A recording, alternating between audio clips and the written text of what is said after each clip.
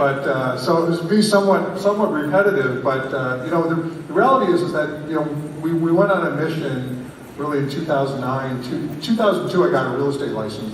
So I started as an agent on a team. Most of you probably heard this story, but I started really while I was looking for my next project. I really wasn't super excited about real estate, but I was doing websites for actually community-based websites for Chamber of Commerce's.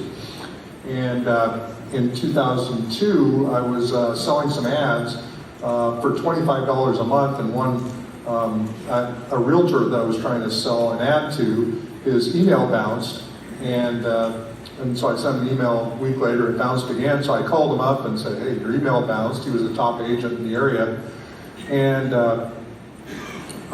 he said, well, it hasn't worked for like 3 months. I'm like, oh, how are you the top agent and your email didn't work? So I said, well, let me take a look at it. So I actually fixed his email so I could send him an email. And then he said, well, you know what you're doing, why don't you come work for me? And I said, okay, sure. So I started to do website development work for him and started to generate some leads for him. And I was, at the time, I was 35 and he was 62, 63 at the time. And he started generating some leads and he goes, Glenn, you need to get your real estate license.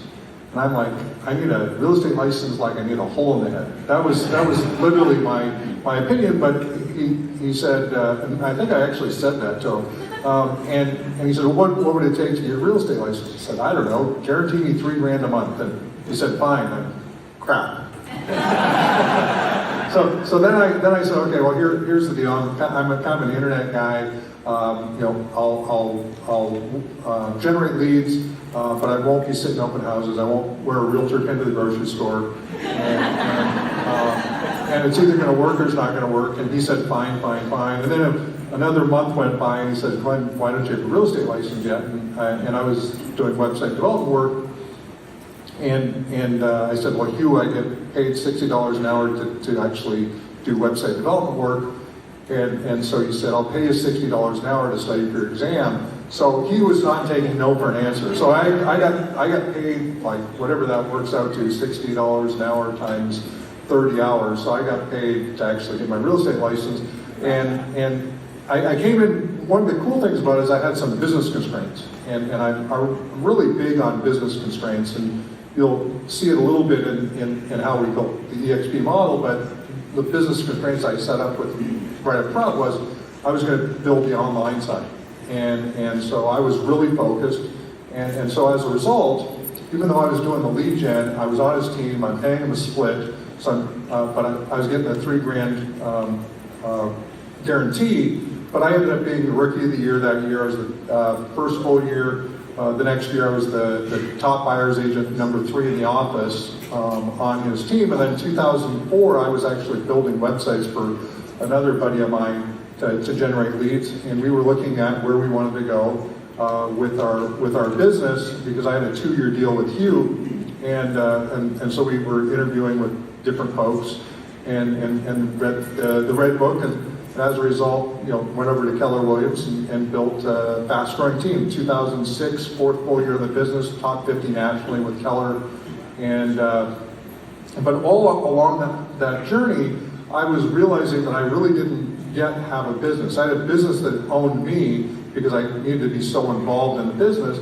And then the team structure was not as profitable as it looked on paper. It looked like, you had all these people going across stage and they're doing, millions of dollars of GCI, and I was doing, in 2006, I was doing about 1.8 million in GCI, which was great GCI back in the day. Nowadays, it's kind of like just the starting point for a team, it seems like. But back then, that was a big number. And my net really wasn't that big. So eventually we stepped out of Keller partially because the profit share for us didn't really work, but we also built this team-based brokerage. And so we did that. We ran that in multiple cities. And then 2008 hit. And then 2008 took us down. And then we came into 2009. And I remember it was actually February 14th of 2009 showed up in my Facebook feed as a memory, but we had a meeting, and one of the agents said, at that time we got rid of all of our offices except for just a basic administrative office.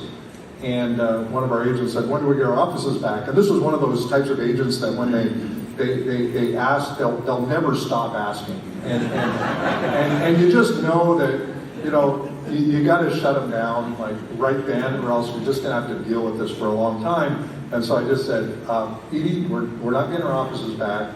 We've got to build a defensible business model that's not dependent on bricks and mortar.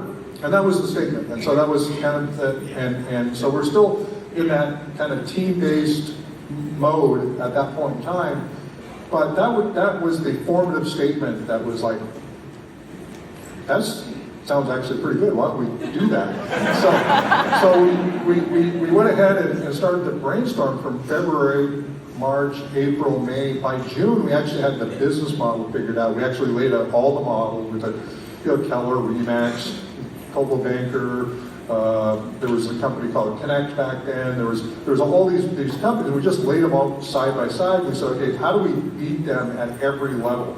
And the one thing I loved about Keller Williams was the idea of the profit share. I loved their 7-level model, and I remember it was 2007 when I got my 1099, and when I got that 1099, I found out I got $6,000 in profit share from the previous year with 184 people in my profit share group. I was like, this is work, and this is another one of those formative statements. I said to a couple of guys in the office when I came in, I was frustrated. I said, okay, if we ever build a company, we're going to do revenue share, not profit share. And so that was like, yes. So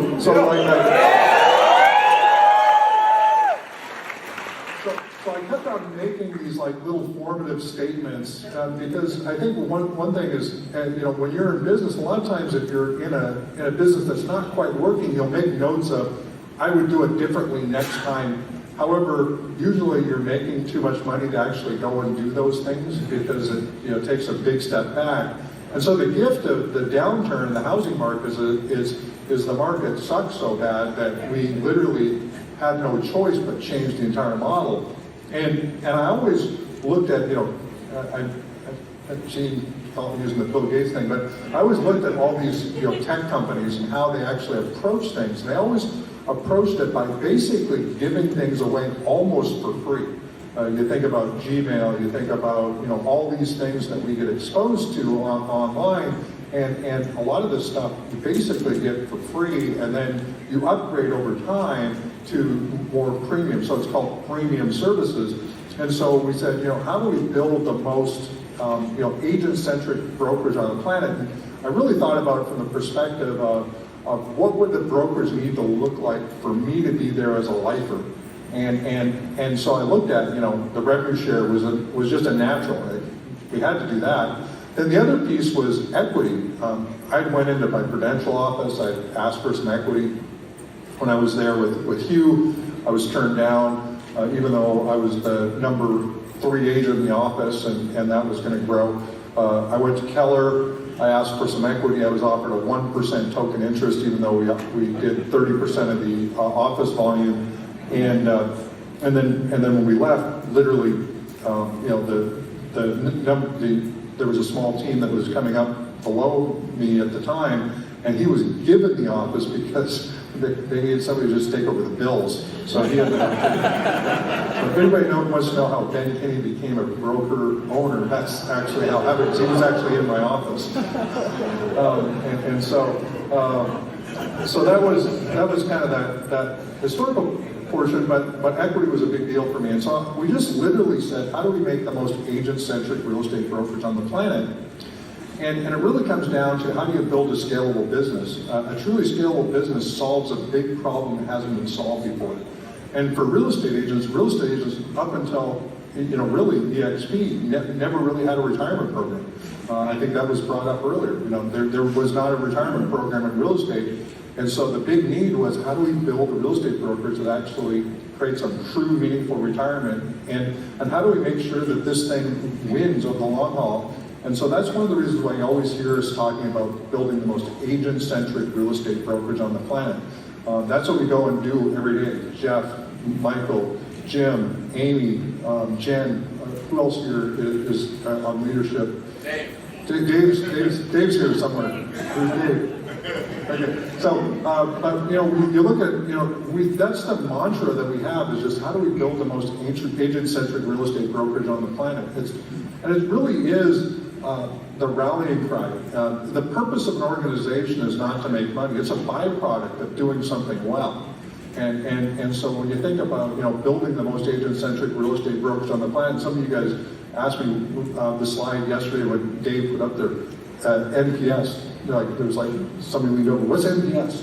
Like you don't know what NPS is? And I'm sure most of you probably don't know what it is, but it's called Net Promoter Score. It's on a scale of 0 to 10. How likely would you refer a friend or colleague to join eXp? And that actually gives us meaningful data around how do we continue to be the most agent-centric real estate brokers on the planet. And I love the numbers too. I think he had 74s up there for most of the stuff in terms of NPS. And I've actually been thinking about in the background, I used to use this and Jason Guessing and I, back in 2014 and 15, we started to play with NPS, and then 15, 16, it sort of got implemented, and then it fell off, and then got implemented, and then fell off, and then Jeff joined us. Jeff made it part of our ecosystem. He really made it part of how we measure the organization. So NPS allows us to continue to be super agent-centric, but we used to have the thing that when we're over 70, the company is growing, and when we're below 70, it's struggling a little bit. And I'm starting to think about the fact that we need to strive for 75s, 76s, 80s, which would be unheard of. 70s already world class. I'm thinking, how can we go from a 70 to an 80? Something that would be entirely unheard of. How do we do something crazy and audacious? Because that's actually what it's going to take to be 500,000 agents in 5 years. And that's our commitment. Our commitment's to actually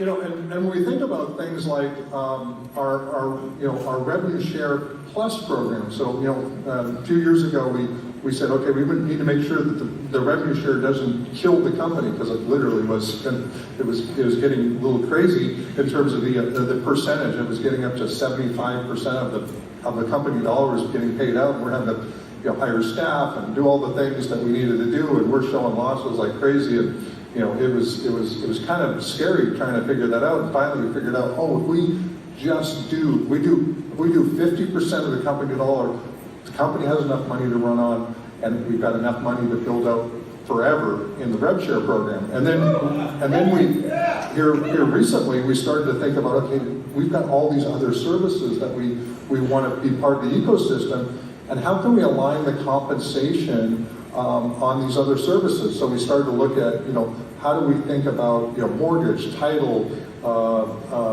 coaching, and all these other things. We started to play with the idea that what if we took 50% of the net profit from those things and actually added it and enhanced the revenue share program at 50% of company dollar. We actually enhance it so that literally that number can just go up, and as Dave said, can go up pretty much unlimited. It's really how creative can we be in terms of finding products and services. So, wanted to bring up also right now. I'll bring up Glenn Stearns and Sean Patrikas, but the Success Lending has been growing. We've been growing that footprint now. We've started working on it. Really, last year at this event was the first time that we brought our leadership teams together.